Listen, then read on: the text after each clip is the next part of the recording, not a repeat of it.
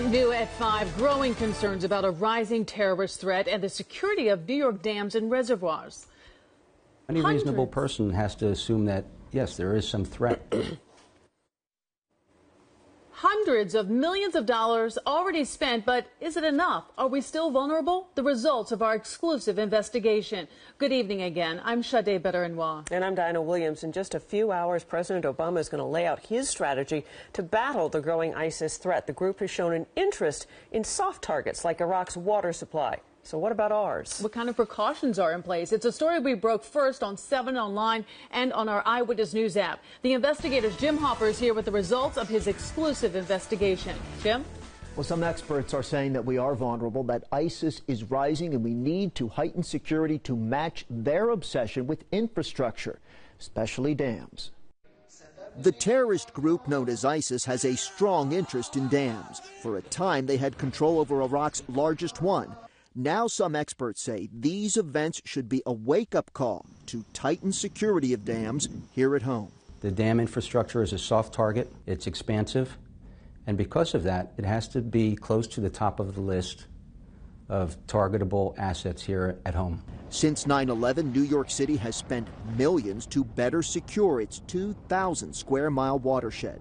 The Department of Environmental Protection has hired more police. They've banned vehicle traffic on all dams and installed fencing and surveillance cameras at critical reservoirs. So look at potential vulnerabilities. We've done that, and we continue to do that, and we employ measures to ensure the security of all our infrastructure. But has the city done enough? DEP sources tell us the police force is spread too thin, as their numbers recently dropped below 200. We're also told DEP is often slow to install security technologies. These pictures we've obtained show security camera poles at a major dam still without cameras, even though they were installed 5 years ago. Adding to the concern, the location of many of the dams, right in the center of public parklands. These critical assets are easily accessible by the public, and because of that, they're wildly exposed. Jeff Bernstein, who has worked with TSA and FEMA to secure critical infrastructure, says New York City's water supply, like most cities in America, was built before the age of terrorism. They were made to hold water.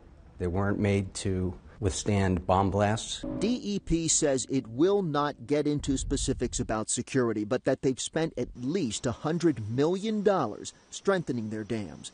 Their employees, thousands who work out in the field, the agency says are the eyes and ears ready to detect the suspicious.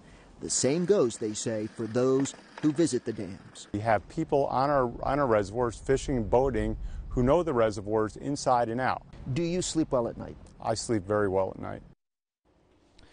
Another concern here is with cybersecurity. The DEP says, though, that because of the system, it's old and its age of the infrastructure, that they're less dependent on any kind of computer system. But one source is telling us, on another note here, that DEP will keep losing its trained police officers to other law enforcement agencies until their wages are on par with other departments. We're told at least 7 police officers left for the NYPD this summer. Sade?